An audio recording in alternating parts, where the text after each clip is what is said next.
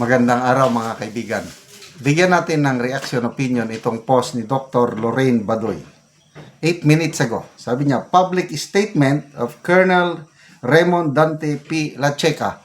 Ito po yung dating hepe ng Vice President Security Group.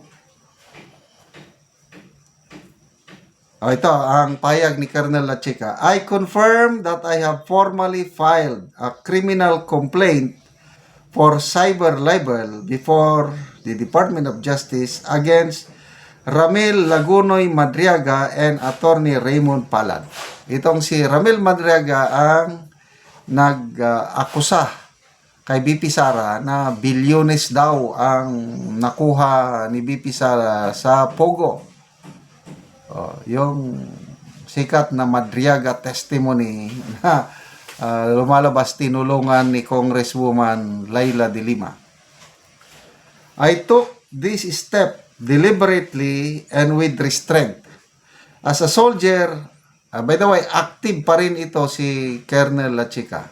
Active service, Philippine Army. As a soldier and a public servant, I firmly believe that serious accusations must be addressed through lawful institutions, not through trial by publicity, online speculation, or the repeated circulation of unverified claims. The allegations circulated against me online are false, malicious, and entirely without factual basis. I categorically deny any involvement in the acts imputed to me. I have never met, worked with, or coordinated with Mr. Madriaga, who was never part of the Armed Forces of the Philippines nor of any unit under my command. What compelled me to act is not only the falsity of these claims, but the deliberate and sustained effort to publicly disseminate them through digital platforms, despite clear indications that the accusations were driven by personal grievance and legal self-interest, rather than verified facts or any final findings by competent authorities. These actions have caused serious harm not only to my professional reputation, but also to my family, who were never parties to any controversy yet were exposed to public suspicion, anxiety, and unnecessary emotional distress as a direct result of the widespread online publication of these allegations. This underscores why the law draws clear boundaries between protected speech and punishable defamation. This case is not only about silencing criticism, it is about defending truth, accountability, and due process. The use of social media and online platforms to present unverified accusations as fact undermines individual rights and erodes public trust in institutions. I have chosen to place this matter where it properly belongs, before the justice system. I will not litigate this case in public, nor will I engage in exchanges through media commentary or social networks. I trust the Department of Justice to evaluate the evidence fairly and in accordance with the law, and I will fully cooperate with all lawful proceedings. I ask the public to allow the legal process to take its course and to refrain from speculation while the case is pending. Thank you. Ayun. So, ito na. Merisi Gaba.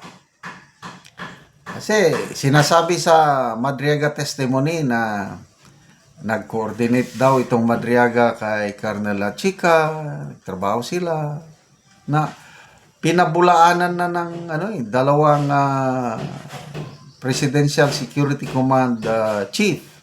Nakalimutan ko itong mga pangalan ng dalawang general na sinabi nila wala namang Madriaga sa PSC o PSG. Wala kaming kilala.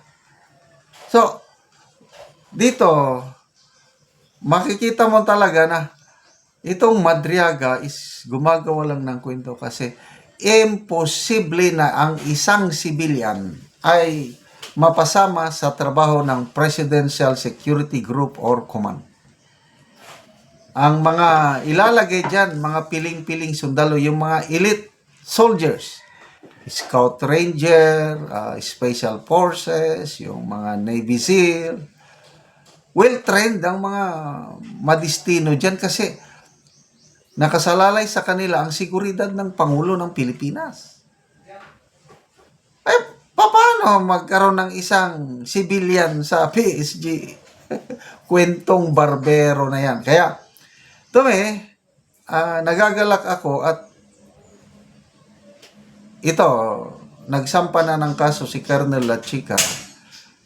Kasi kung ano-ano na lang lumalabas sa social media na tuloy-tuloy ang paninira kay BP Sara, nadadawit si Colonel Lachica. Although, sa ngayon, si Colonel Lachica, na-relieve na siya, wala na siya sa Vice President Security Group.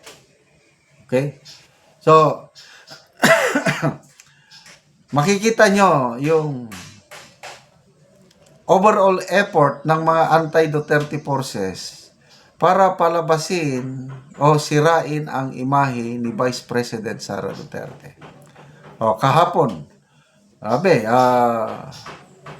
sinampahan ni ex-Senator Trillanes at iba pang members ng civil society si Vice President Sara ng plunder at graft and corruption.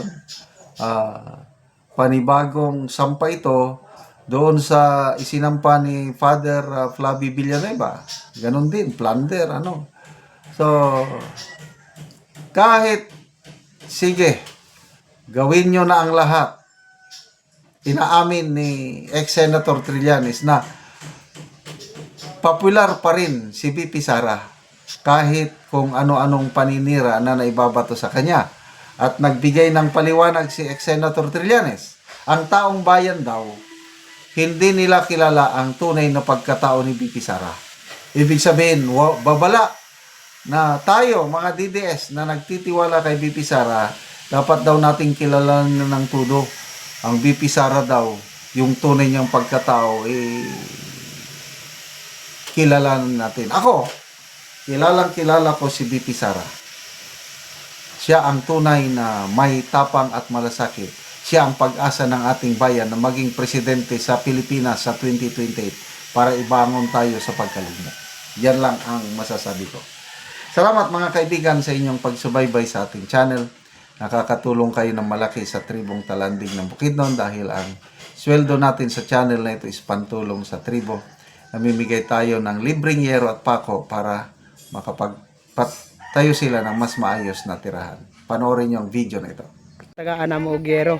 Salamat kayo. May taga. Atop na ni sila karon. Ug karon mao na ni ang itsura sa atop sa natagaan na mo Ogero. So mga dagko na gid kayo ang buslot.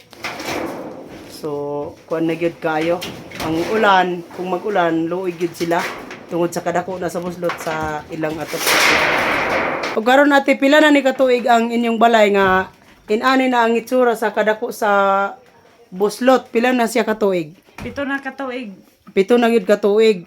So nga man nga sa 7 katuig wala gid mo nakapuli og atop nga dagko na mo kayong buslot. Wala mi budget. Naon karon kalisod og budget. Sa kalisod sa panahon karon wala mo na budget nga para gid sa inyong pangatop. So karon natagaan na mo mag-atop na mo karon. O makatop na mi karon. Karon. Oo. Dagang salamat sa nagatag og sen.